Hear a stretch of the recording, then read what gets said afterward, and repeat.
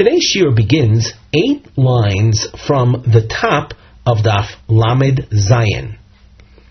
In our previous shiur, we were involved with trying to understand the halacha concerning payment for the study of Mikra as opposed to payment for the study of Medrash, or we'll say the realm of Torah Shebal Peh. And without reviewing all of the details of our previous shiur, we noticed there was a machlokes between Rav and Rabbi Yochanan concerning the payment that one would make for Mikra. Is it schar shimur, which Rav referred to? We can call that a babysitting fee. In general, who learns Mikra? Children, young boys, and they need supervision, and hence the payment that's made for a Mikra instructor is schar shimur. And Rabbi Yochanan says that the payment that's made is schar pisuk tomim. You're paying for that aspect of the Mikra study, which involves the cantillation and the punctuation and vowelization. In other words, between Rav and Rabbi Yochanan, we see that there is agreement with what we learned in our previous year, that one does not pay, one is not supposed to pay for actual education of Torah content, of actual Torah content, Torah knowledge. Therefore, you see Rav and Rabbi Yochanan explaining how can you pay for the teaching of Mikra, of verses, when we understand and we accept that one does not pay for actual Torah content education. That is the point at which we concluded our previous shiur. And now we're going to look into these two opinions and see which one is the more likely in view of sources as any other Gemara would do. So as we continue in the Gemara, we're going to notice some markings. You'll see a house shape whose position fluctuates or alternates, sometimes point facing up, sometimes point of the house facing down. On the side of the Gemara, we call this under the Mivneh heading, the structural note, you see a house, and we call this a ma'akav. The flip-flop positioning is in order to keep track of a back and forth type discussion. With the point facing up, we're going to be saying Bishlamo l'mandomar schar pisuk tomim. Things would seem to appear more favorable for Rabbi Yochanan's position, that the payment is for the cantillation, and the inverted house shape would be a rejection of that. So now the Gemara, 8 lines from the top, toward the end of the line, Tanan, a quote from our Mishnah, which deals with the Mudor Hano. In our Mishnah, we learned, as we've been learning since the beginning of the parak, the issue of Mr. A who prohibits Mr. B from benefiting from him. So it says, Tanan lo yilamdenu mikra. One should not teach mikra, and when we speak here, we're talking about teaching for free. Because otherwise he would have had to pay someone else. Here he's getting it for free, and hence he's benefiting, and that is in violation of the neder, in violation of the vow that was taken. So the Mishnah said that A should not teach B once A had vowed not to benefit B. He should not teach him mikra for gratis. It would make sense, according to the opinion that the payment is made for cantillation. I understand that he should not teach him. But if you're going to say that the payment that would have been made is a babysitting fee, gadol bar shimur, an adult is someone that needs babysitting.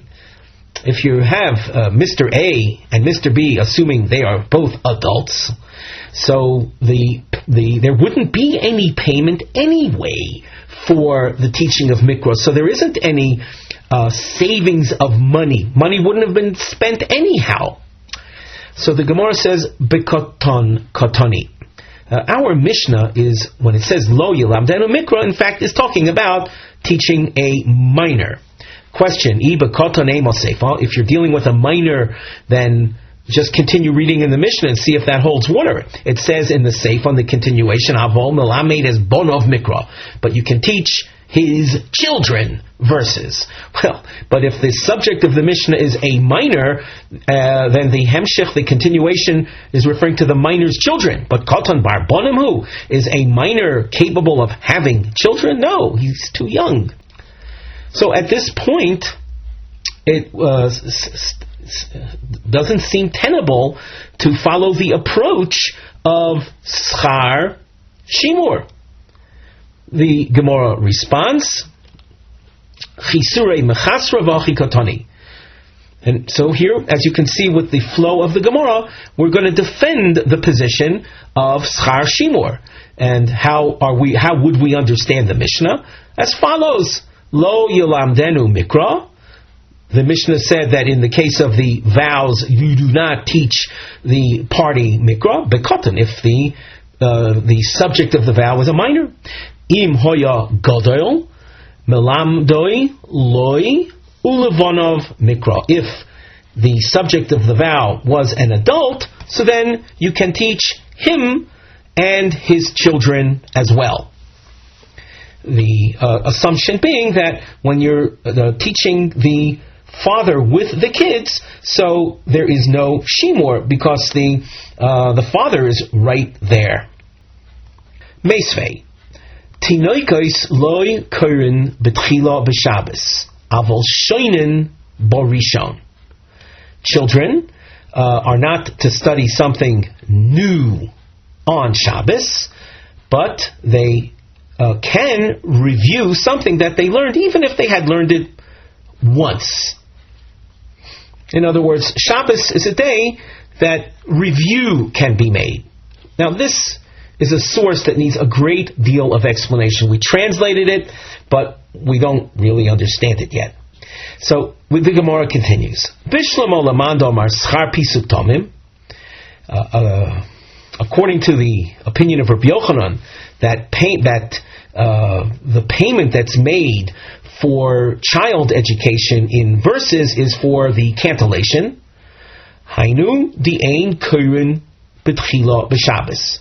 Therefore, you can't teach new material on Shabbos because we're afraid that might come to your paying for the teaching of the Pisuk Tamim. And Shabbos is a day in which one is not allowed to profit, not allowed to be employed, not allowed to make money. Elo leman de'omar schar shimur. But according to the approach that said that the payment that's made is for babysitting purposes, this entire source that was taught dealing with Shabbos is hard to understand. Amai, why does it teach the following? Ein koren b'tchila b'Shabbos, ve'amai shoinin borishon. You're telling me, well, new material you can't teach on Shabbos, but review of something that had been learned before Shabbos is allowed to be done. But now, review with children, doesn't that also entail shimur, the babysitting aspect of things? Ha'ika schar shimur to Shabbos. There still is the problem of the babysitting fee, even when you're teaching something new. So we should have the source. If the payment for mikra is a babysitting fee, then no distinction should have been made between teaching something new versus reviewing something. In both cases, you have a problem of schar Shabbos, of the possible coming to pay for Shabbos services, Shabbos work done on Shabbos.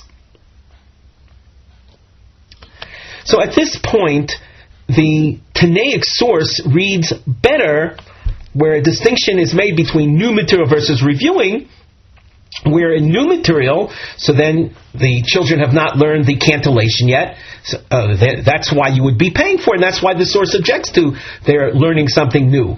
As far as reviewing material, well, they've already learned it, so there's no payment because they're not learning the Cancellation. They already know it.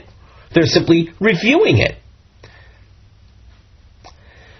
The Gemara rejects this approach and says, Uletamech, according to you that the payment is for schar pisuk, and you thought that the source makes sense, so what aspect of the source made sense? We said why you don't learn something new and why you are allowed to review. Well, schar pisuk b'Shabbos mi Ozer.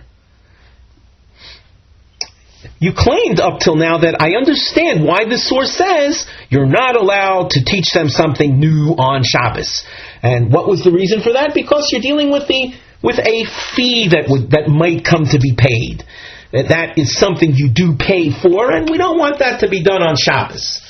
Is that really Ozer? Notice we have a long marking. We're calling this a rejection of the claim that the source was good for the approach, for the opinion of schar pisuk tomim. Not necessarily so smooth. Why not? Because of a new concept. When it comes to Shabbos and payment for services rendered, there's a concept called havlo'ah. A distinction is going to be made as the Gemara unfolds between paying for Shabbos services on a strictly individual basis, an individual day basis, versus paying for services rendered over the course of a week or a month, in which Shabbos is a mere part of it, so that it's not a focused Shabbos payment, but rather the Shabbos payment is havlo, is absorbed within the general payment. And when services rendered on Shabbos are paid for as part of a longer unit of time, namely together with other days, then there is no schar Shabbos problem. So the Gemara develops this point now. At the beginning of the line, the inverted house, uletamech, according to you, that payment is made for schar pisuk tomim, and it seemingly made sense why it said ein korin betchila b'Shabbos. Is that really so? Schar pisuk b'Shabbos Ozer, payment for learning the Cancellation on Shabbos, is that really prohibited? Havlohi. The havlo mishra shori. The payment is not made for a one-time Shabbos educational session. The children are learning every day of the week. So when you're paying for a whole week's worth of education, or maybe a whole year's worth of education. And Shabbos is just absorbed within that. Desanya, hasocher sapoel, lishmor es hatinok, lishmor es haporo, lishmor es hazroyim. 3 different examples. A worker is hired to guard a child. This has to do, according to the Meforshim here, guarding children, preventing them from coming into contact with defilement, for the ultimate purposes of preparing the Pora Aduma, the red heifer. Let's not get too involved with those details, but all we can say is that it's important that the Pora Aduma, the red heifer, is prepared in a state of tahara, purity.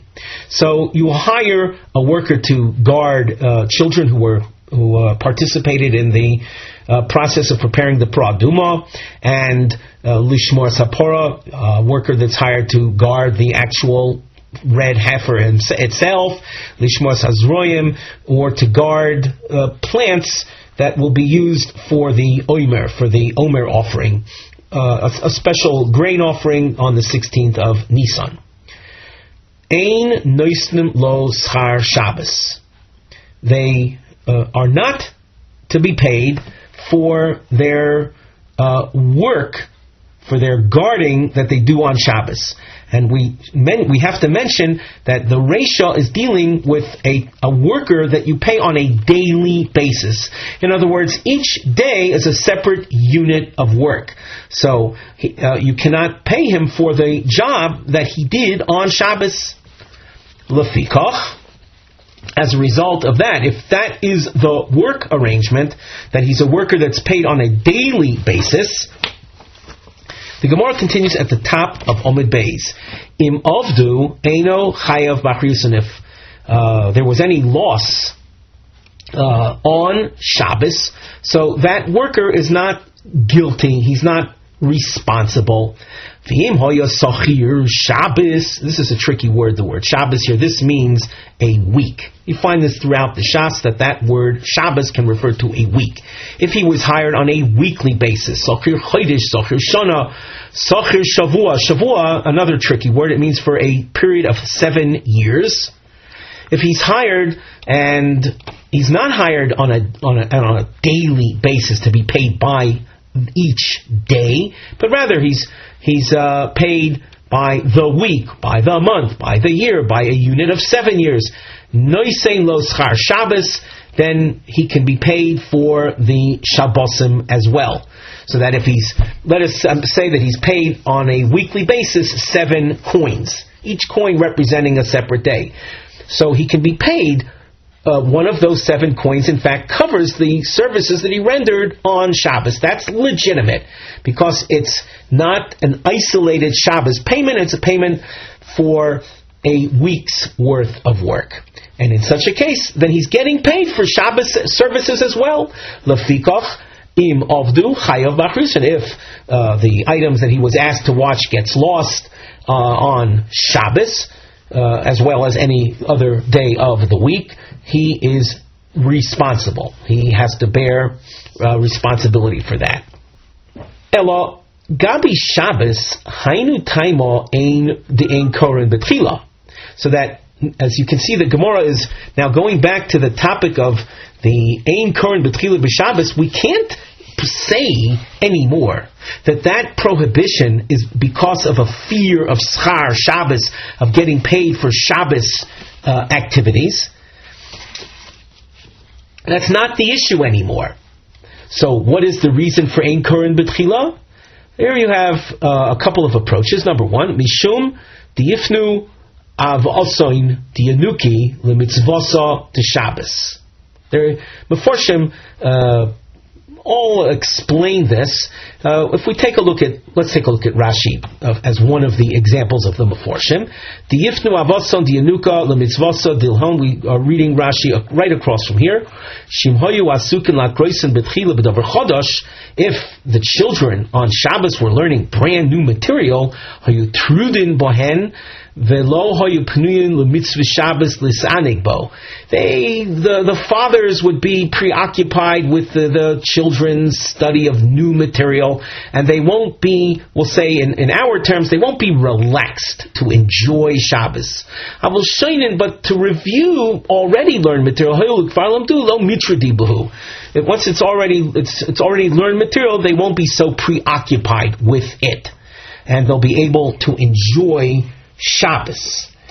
If we look in the Rosh commentary,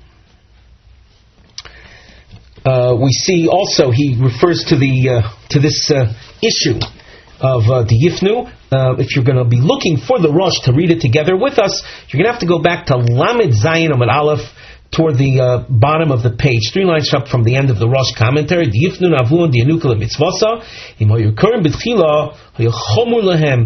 they were going to learn new material on Shabbos, it's heavy for them. And it would take a longer amount of time. And the fathers, in the meantime, while the children are off learning by their elementary educator, the fathers are waiting to have a Shabbos meal until the children join. And that would result in a reduction of the pleasure of Shabbos. But that which they learned on Friday, they can review on Shabbos. Ki einon tzrichim laharich bo. That is not so time consuming. You find the same spirit of things in when you look at the Tosfos commentary as well. So we turn back to the Gemara text. So then the objection of Ein Korin B'tchila has nothing to do with Schar Shabbos. It has to do with, we'll say, the general topic of Oinig Shabbos, of enjoying Shabbos. And the learning, the study of new material will impinge or limit the amount of Oinig Shabbos that they can experience. V'boya Seima, a second approach, Mishum de B'Shabbato Achlin V'Shosin. On Shabbos, the nature of the Shabbos repasts, the meals, is one. It's more elaborate, more food, richer food, and v'yakir aleon almo, and it causes a heaviness. It brings on drowsiness, sleep, and that's not conducive to the study of new material. So the Rashi says, "V'yokir lehu almov shekavir elem lulmoid." It's hard for them to study. If after a heavy meal you're then going to subject the children to learning new material, that is too much strain, too much pressure on them. And this idea of the change in diet, the change in style of meal from weekday to Shabbos, causing a change in the person's ability to function, is based on Shmuel. This idea is reflected by Shmuel's teaching. Kedama Shmuel, Shinui Veses, a change in Veses. We'll translate Veses here as meaning routine. Tchilas Cholim, and a change in routine. Let's focus it more. Focus it regarding the type of meals. Any change is the beginning of stomach troubles, of digestive troubles, and many people will testify that after eating the Shabbos meal, many people enjoy a dish referred to as cholent. In other societies, they refer to it as hamin. When Motzoi Shabbos arrives, people feel the results, the net effects of that kind of meal. That's what Shmuel is talking about. It's not something one doesn't, generally speaking, eat cholent Tuesday afternoons. That's the Shabbos meal represents a shinui veses. The Gemara introduces in our Gemara, so you can see we're introducing a new marking, and on the side, under the Mivneh heading, the crown shape appears, highlighting Ulaman Omar. Hezber Loma Kol Echad Lo Omar Kechaver. We have Rav and Shmuel, each one saying their own explanation. Be'inyan Alma Lo Yitchem Schar B'Limud Mikra. For what is payment made when we deal with the study of verses? Each one, we saw Rav and Shmuel say their own respective opinions, and here the Gemara analyzes further why each one says what they do and not like the other one. Ulaman di Omar schar pisuk tamim. According to Rabbi Yochanan, said that the payment is for cancellation. My taimo lo Omar schar shimur. Why did he not say that the payment is for babysitting? Answer: Kosovar bonois mi kobayon shimur. Do girls need shimur, need to be babysat? The Mishnah, when it refers to Mikra, the teaching of Mikra, it didn't qualify to whom, so it's understood that the teaching of Mikra is for the bonim and bonos, for girls and boys, so that whatever standard we apply to one will apply equally to the other. So if you say that the payment is for cancellation, how to read the psukim, so girls need to learn that, to know how to read accurately, no less than the boys. The right punctuation, the right vowelization, all of that's part of Pisuk Tamim. But if you say that the payment is made for babysitting service, and here you have a very interesting insight. The babysitting that we're speaking about is the nature of little boys to, without supervision, to wander outside, discover the wide world and what have you. Little girls don't have that same tendency. And Rashi says, when you're teaching little girls Torah, mibayan shimur, do they require, we'll say, extra supervision? It's not customary for little girls to wander outside. The honor of the princess is her being in the inner sanctum, in the inner chambers. There's no fulfillment of, let's say, babysitting services with payment that has relevance to little girls. So, being that the Mishna that speaks about the study of Mikra, in the case of a Mudor Hano, Ein Melamdin Mikra, it's whatever it is, it's to boys and girls equally. So we have to, when we speak about the payment that would be made for the limud of Mikra, it would have to be something that applies to the girls and boys equally. And that would preclude schar shimur. Ulaman Yomar schar shimur, my time alo Omar schar pisuk tomim. According to Rav, who said that the fee for limud mikras for babysitting purposes and not for, why doesn't he say for the vowelization and cantillation? The Gamora Answers. Notice we have a long answer. Kosovar Rav is of the opinion pisuk tomim doiraisahu. The vowelization, the proper reading, is part of Torah itself. It's not an auxiliary effort, an auxiliary skill, but rather it's part and parcel of Torah itself. And for Torah study itself, one is not to take a fee, and therefore the reference to the study of Mikra and the discussion that we're having concerning payment for it cannot involve something that is part and parcel of the actual Torah. It has to be something auxiliary.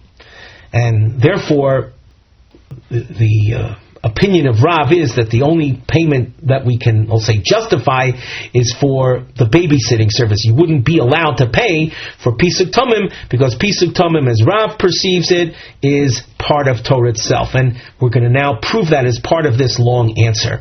The Omar of Ika, Bar Ovin, Omar Rav Chananel, Omar Rav. My dichtiv, it's appropriate, by the way, that Rav is the featured speaker, because we're working within his opinion right now. My dichtiv, the Pasuk in Nehemiah says, Vayikru b'sefer Torah Elokim mefurash v'sum sechel v'yavinu b'mikra. And now the Pasuk is broken down, and that's why we have the underlining to highlight the different phrases of the Pasuk. Vayikru b'sefer Torah Elokim ze mikra. That's a reference to the verses of the Torah. Mefurash Ze Targum. That's a reference to the traditional Aramaic explanation that accompanies the Torah. Many of you are probably familiar with the Targum Unklus. And that is what the Pasuk is alluding to when it says Mefurash. V'sum Sechel Elu Hapsukim. We're dealing with a verse from the scriptures, a verse in Nehemiah that makes reference to the here, sum sechel elo hapsukim, until where does each verse go? In other words, the tradition regarding the end of each pasuk. V'yavinu b'mikra, and here we dashed underline ze pisuk ta'amim. The Rosh refers to this as the shal yedei hanigun mevinim lechaber amikra lamalo lamata. The cantillation there enables you to know whether a phrase is attached to that which preceded it or is part of that which follows. People who are familiar with Kriya B'Torah, with the different cantillation signs there, might understand this further. So we see from here that the Yavinu B'Mikra, Zeh Pisuk Tamim, shows us that Pisuk Tamim is something that's part of the Torah itself. It's not something auxiliary. The Amri Law, another version of Yavinu B'Mikra, is Elu HaMasuros. The Masuros, or maybe you're familiar with the word in the singular, the Masorah, the Rosh explains that's a reference to Chaseros and Yeseros. These are words that have an extra letter in it, or that's a Yesera, and it's a letter that's present that you don't necessarily read, or Chaseros is a letter that is not there, but you do read it as if it were there. The Gemara continues with a long point. Omar Rebbe Yitzchak, and on the side you'll notice we have a nosei mivne heading. You'll see a double underline is used to one of our series markings, and we indicate dugmois shel. There are 4 categories. The Gemara will give illustrations of these categories. Mikros sifrim, iture sofrim, kriyan v'lo ksivan, ksivan v'lo kriyan. Kriyan v'lo ksivan are cases where you'll be reading words as if they were there, but they're not actually written there. And ksivan v'lo kriyan are cases where something is written, but you're not going to read it. And all of this is part of an oral tradition. And the Gemara will give us examples. We're not going to dwell on the examples. We're simply going to cite them as we go along in the Gemara. So now the long point. And you can see with the markings that this long point takes you till the second line from the top of Daf Lamed Ches Amud Aleph. Now the long point. Omar Rav Yitzchak, Mikros Sifrim, V'itur Sifrim, V'kriyan v'lo ksivan, uksivan v'lo kriyan, halacha l'Moshe misina. These are oral traditions. Mikra sofrim. What is that? So in the Torah, sometimes we'll have the same word, but depending on where it's positioned, it will be read or vowelized differently. For example, the word eretz sometimes is read as oretz. Shomayim is sometimes read as shomoyim with 2 komoses, and the word mitzrayim is sometimes read as mitzroyim. So that change in the reading is called mikra sofrim, and when that is to be done is all based on an oral tradition. Itur sofrim. Rashi explains, citing the examples that we have in the Gemara, the second to last narrow line, Itur sofrim achar tavoro. The pasuk says achar tavoro v'lo ksiv tavoru achar. V'hainu itur. Itur is a reference to a crown or a decoration. Shema'atrin hadibu. Here we embellish the reading, or we are careful of maintaining the beauty of the reading. Tahachi mashma yafeh. This reading it sounds nicer. If I may suggest, it has greater poetic license to it. It's a function of appeal to the ear. Obviously, if one has no familiarity with Hebrew, it's hard to appreciate what we're studying now. But all that aside, there's something called Itur Sofrim, and here the Gemara cites examples of that. Achar Tavoru, Achar Telech, Achar Teosef, Kidmu Soram Achar Noignim, and you'll notice if you go through the Rashi, you go through the Meforshim here, you'll see the alternative, what it could have been, and for those whose ears are sensitive to this, you see why this is nicer than what the alternative could have been. And Tzidkoscha Kare El. Now, Kriyan v'lo ksivan, examples of words that you will read, even though they don't actually appear there, but there's an oral tradition that this is to be read, includes pras de belechto, and on the side the Gemara refers to the different psukim where these are found. Ish de kasher yishal ish bedvar halakim, boim de venivnisa, and law de pleita.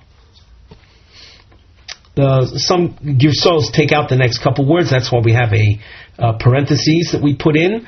And Eli dehagorin, Elai dehasairim. Halin, all of these are kriyan v'lo ksivan. You'll read them even though they are not written, even though they don't appear in the traditional text. The oral tradition says they are there to be read. And now, uksivan, uksavan v'lo karyan, things that are written but do not read them when you're reciting, when you're reading these texts. You'll notice the word is there, but you're not going to read it aloud. No, the word no of the yislach. Zois de ha-mitzvah. The Gra suggests that is not part of the Gemara's girsa. We're continuing at the first line of Lamed Ches Amud Aleph. Yidroich de ha-doirech, and Chomesh de Pa'as Negev, Im de chi goyal. Each one of these words that we highlighted is holin ksavan v'lo karyan. They are written in the formal text, but they would not be read aloud. They wouldn't be read when reading these texts. As we mentioned before, each one of these examples, whether it's the Kri v'lo Ksiv or Ksiv v'lo Kri, the Meforshim help you find where they are referred to, as well as the Torah or citations on the side of the Gemara. The Gemara continues, Omar Rav Acha bar Ado, b'marova paskin lahadem psuka l'tlosa psukin. In Marov is in Eretz Yisrael. The following verse, which is Shmois Perek Yutes Pasuk Tes, in Eretz Yisrael, they break it down into 3 separate psukim. The Gemara doesn't show how the breakdown takes place, and it doesn't even quote the whole pasuk, but we've written it on the side. Shmos Perek Yutes Pasuk Tes. You can see by glancing at the side, the pasuk says, "Vayomer Hashem el Moshe Hinei Anochi bo elecha ba'avonon ba'vur yishma ha'om b'dabri imoch." So that pasuk, the Gemara says, is broken down into 3 psukim. Here, as I said, the pasuk is only quoted partially. Vayomer Hashem el Moshe Hinei Anochi bo elecha ba'av ha'onon. So that pasuk is, as when you look at the entire pasuk as we did, the entire pasuk is broken up into 3 separate psukim as far as the custom in Eretz Yisrael. Omer of Chamo bar Chanina, Lo hershir Moshe elo mipsolton shel luchos. Moshe Rabbeinu became a very wealthy man, and how did he do so? Because the second of the 10 Commandments, that means the second tablets, after he smashed the first tablets that he received and broke them on the Shivosar B'Tammuz, the second set of tablets, he carved out the words that appear on as the 10 Commandments. The chips, as he was carving them out, the tablets themselves were made of a highly precious stone. Moshe Rabbeinu was entitled to keep for himself all the chips. And they were of great value. Shneimar, the pasuk says, "Psol lecha shnei luchos avonim karishonim." Carve out, etch out the 2 tablets like the first ones. And we darshan from psol lecha, psolton shelcha yehei. The shavings, the psoles is in other contexts would refer to the debris. The non-essential. What was essential, of course, is the creation of the words that needed to be etched out. The chips, the shavings, that's the psoles. And lecha in the pasuk, psol lecha means you're allowed to keep them for yourself. With that, we conclude our shiur for today.